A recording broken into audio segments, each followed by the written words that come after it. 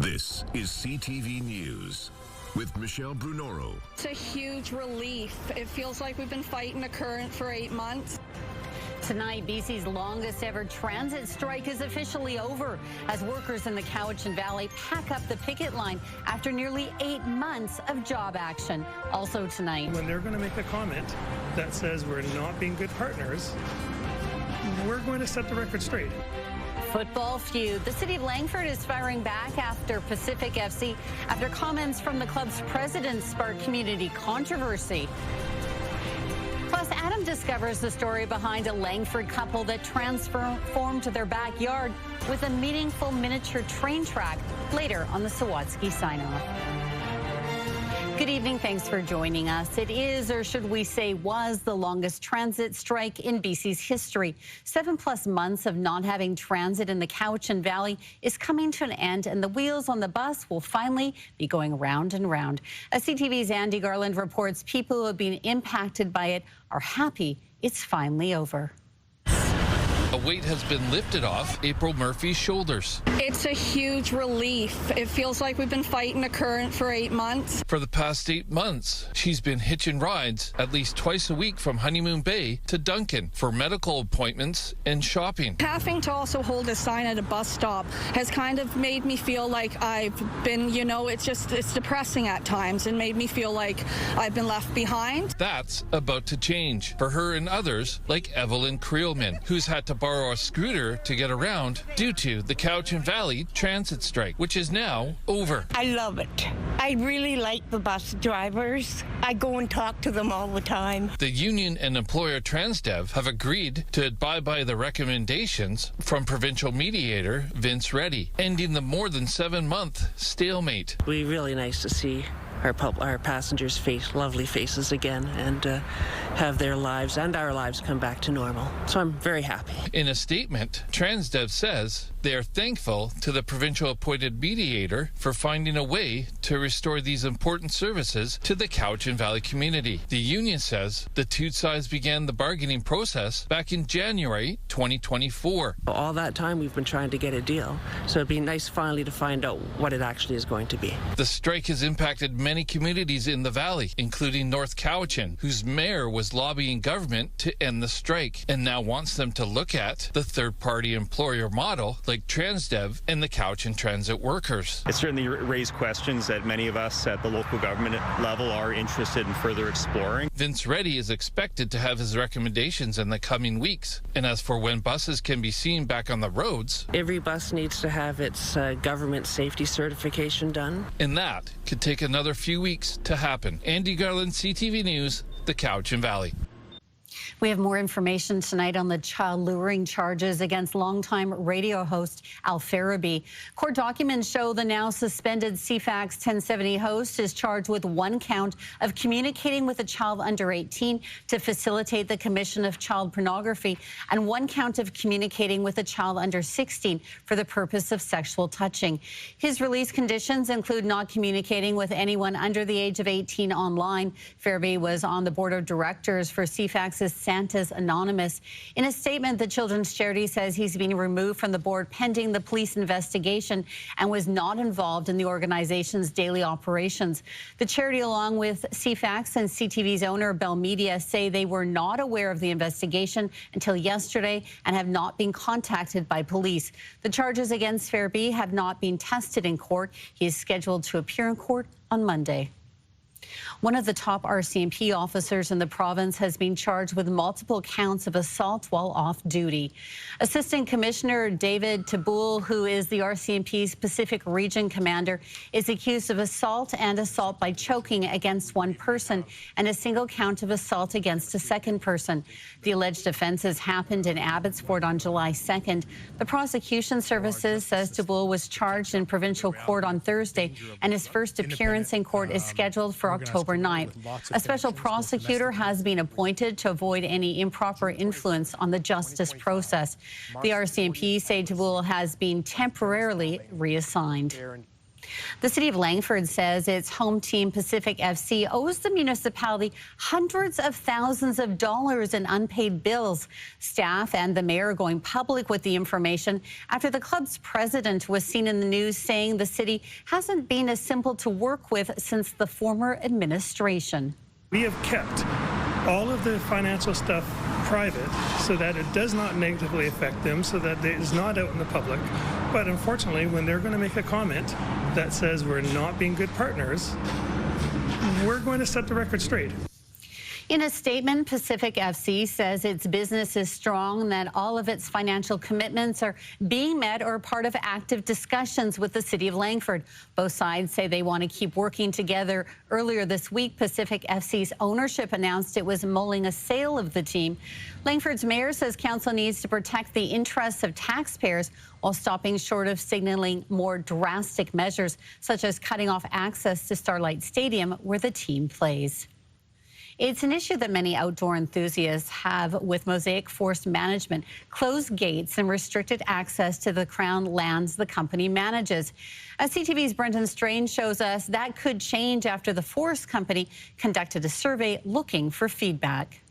At least 4 times a week, Wayne Gillis walks his 2 dogs through the backcountry in Mill Bay. I get to get out and enjoy the nature. I love hiking. The lands he walks is managed by Mosaic Forest Management, and technically he's trespassing. The gates are closed. They've put signs up all over the place. Is he a risk? Is he doing anything that puts our workers at risk, the public at risk, by walking his dogs in there? You know, the answer is no. Mosaic Forest Management controls more than 600,000 hectares of land on Vancouver Island and the Sunshine Coast. Many areas have been gated off, but because it's Crown land, that doesn't sit well with some user groups. It is the #1 thing, I think, discussed from the off-road outdoor community that I'm part of. Casey McFarland runs a YouTube channel called Casey 250, documenting his 4x4 adventures in BC's outback. He was one of those voices asking Mosaic for better access. It really makes going out and planning adventures and camping trips and off-road trips very difficult. Hearing those calls, Mosaic conducted a survey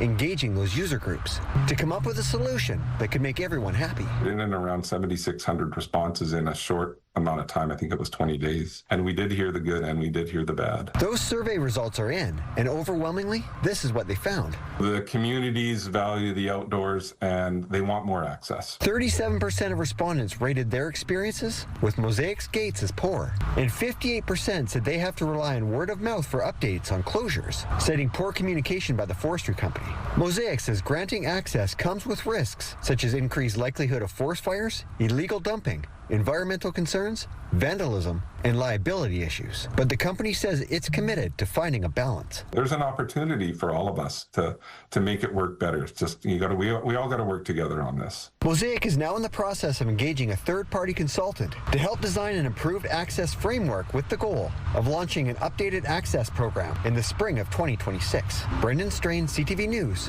Mill Bay. Well, there are big ships and small ships, but the best ships are friendships. It's a saying a group of sailors are demonstrating this weekend in the Salish Sea. Hey, everybody, say hi. These mariners are preparing to greet sailors traveling from Orcas Island in the United States to Salt Spring Island. They're calling the flotilla Hands Across the Water and say it's a joint declaration of international friendship between the two islands. Over the weekend, Salt Spring is hosting the sailors who will enjoy local food, drink, music, and tours. They're also having panel discussions about issues the islands share, such as housing affordability and protecting the environment. We have so much commonality between the two islands, and we didn't think that a line on the map should be a reason why we didn't become good neighbors. A line on the map across water, by the way, which is really hard to do. Yeah. Next year, the hope is to bring the party from Salt Spring to Orcas Island. Well, folks planning a beachside visit to Tofino will need to be extra wary this weekend due to an area-wide wolf warning. Parks Canada issued the warning on Thursday after a recent uptick in wolf sightings in and around the Long Beach area of Pacific Rim National Park. Hikers and beachgoers are advised to travel in groups and to stay alert for signs of wolf activity. Anyone who encounters a wolf is urged to back away slowly, make lots of noise, and to maintain eye contact as you leave. Warnings will remain in place at Long Beach until further notice. A new face is being welcomed at Nanaimo Search and Rescue this week, and he might just be the team's cutest member. Say hello to Benelli, an 18-month-old Labrador retriever with a strong sense of smell and the need to help. Benelli and his handler just recently passed their wilderness search validation with the RCMP Police Dog Service, marking the start of his career with a Nanaimo Search and Rescue Canine Unit. He's the third dog on the squad and is ready to make his team proud. Very cute. Well, still to come, strengthening bonds. It really is about making sure that we're singing from the same songbook. A partnership between Canada and Mexico promises to bolster the economy of both nations ahead of trilateral trade talks with the United States. Not a bad day today. We got to 22 degrees for a daytime high, a couple degrees warmer than yesterday, currently sitting at 21. Take a look at your weekend forecast, which does include a chance of some showers right after the break. CTV weather brought to you by Expedia Cruises. Explore the endless possibilities at one of our 36 BC locations. Learn more at expediacruises.ca. Hey, West Shore youth, looking for a fun spot to hang out? Youth nights are here. Skating, art, swims, and a place to chill. Staff-led and supervised for a safe, inclusive vibe. Check out wspr.ca for more info.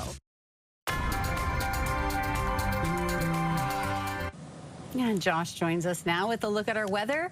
It's been a really nice week. How's it looking heading into the weekend, Josh? You know what? Temperatures aren't going to cool off all that much, and I don't think we'll see a ton of rain in and around Victoria. But there is going to be significant amounts of rainfall in northern and western parts of the island, especially tonight and tomorrow. We'll outline that in a second. 26 degrees in Port Alberni. It's 21 currently in Victoria, and you can see mainly sunny to partly cloudy skies from Victoria north towards Nanaimo. There's some showers already making their way across parts of the island. Watch the heavier rain roll in overnight tonight and into tomorrow morning in the north, and then it drops south through the course of the day tomorrow. So by tomorrow afternoon, this is still a long ways away from Victoria.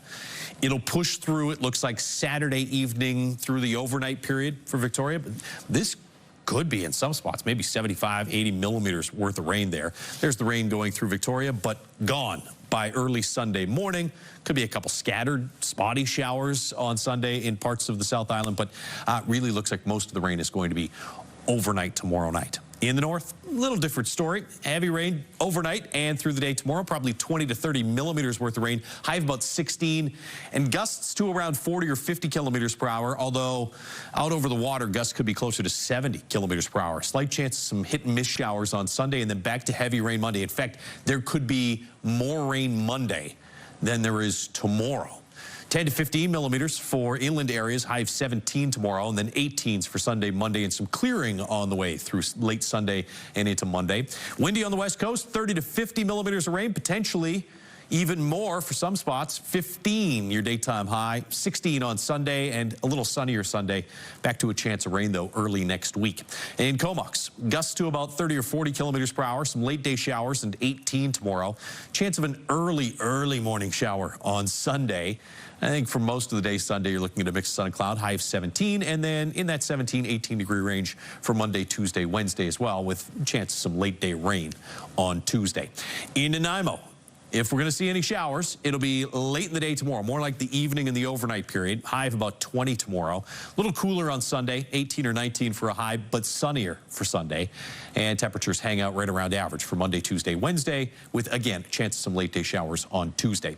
In Victoria, looking at some increasing cloud through the course of the day tomorrow. As we showed you, the showers don't push in until tomorrow night and then through the overnight period. So out ahead of the showers, should get to about 20 or 21, just slightly cooler than today, about 19 or 20 and partly cloudy skies Sunday. We're back to sunshine on Monday and back into the 20s, it looks like, for Tuesday, Wednesday of next week, which would put us back above average, 18, the average daytime high for the next 4 or 5 days. CTV weather is brought to you by Expedia Cruises for air, land, and sea vacations. So if you want some rain, you're going to get it in the north and the west and late tomorrow night in Victoria. But the temperatures are still really nice, so we'll enjoy that while we can. Thanks for that, Josh. Yeah. Well, Canada and Mexico have agreed to a strategic partnership, vowing deeper ties in the face of Donald Trump's trade war on both countries. The U.S. is expected to make major demands during renegotiations of the trilateral trade agreement known as CUSMA. Judy Trin has the details from Mexico. Look at that, pride of Canada right there. Prairie wheat being offloaded from a Canadian train in Mexico. A choreographed moment to emphasize how improving rail lines, ports and pipelines can lead to economic growth in both countries. The Prime Minister's strategic partnership with President Claudia Sheinbaum aims to boost trade with Mexico. The results will be tracked. Every 3 months, there will be an accountability mechanism for us to reconvene with Mexico, and in particular, the ministers responsible for the various items in the action plan. The plan also calls for more cooperation in fighting drug cartels and human trafficking. But analysts say this meeting was more about concerns that the Canada-U.S.-Mexico trade agreement is unraveling. It really is about making sure that we're singing from the same songbook, and that Mexico and Canada are not going to get played off of one another. This after some troubled trade history. During the first Trump administration, Mexico signed a side deal that threatened a North American agreement. But these two leaders say they're committed to negotiating a continental agreement. CUSMA, USMCA, is strength together. It's strength of the three countries together. Now, after the U.S. launched public consultations, Canada is doing the same. Formally, the beginning of the Canadian consultative process with Canadian industry, businesses, workers. In the meantime, LeBlanc will be visiting Washington in the next few weeks to continue trade talks. He'll also be leading a trade mission to Mexico in the near future. All this as CUSMA is set to expire in June 2026. Judy Trin, CTV News, Mexico City. Vancouver Island's most famous dance duo, Funkinometry, has just finished up a whirlwind tour of performances in the States. Now the pair are back on the island working on their next big project.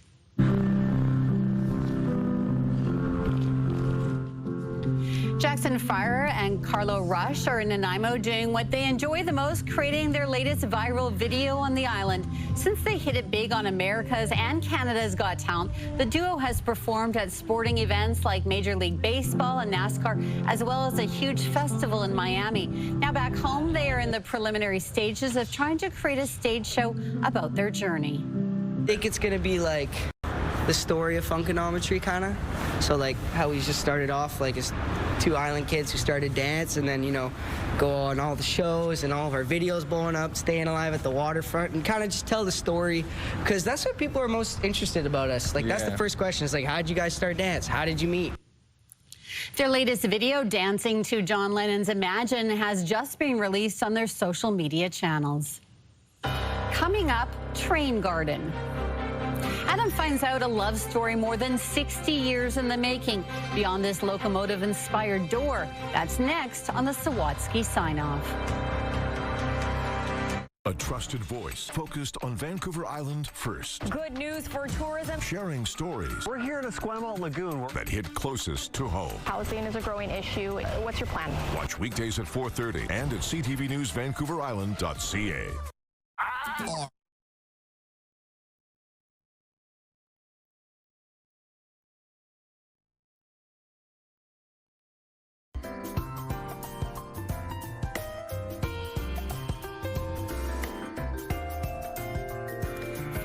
Adam finds out the story behind a Langford couple that transformed their backyard with a meaningful miniature train track on the Sawatsky Sign-Off. Before he invites you through this locomotive-shaped door, look in this window up here. Lanny Seaton suggests you look for the train's engineer. Well, they see themselves because it's a mirror. Although what's been built in the backyard behind it started off smaller and then it got bigger. Is a reflection of Lanny's life. Brings back memories of when I was a kid. The train begins its journey in a recreation of Lanny's hometown, passing the place he got his first haircuts, the store his parents bought their weekly groceries, and the Bob's Burger drive-in he went on dates as a teenager with Diana. When he looked at me, he had a twinkle in his eye.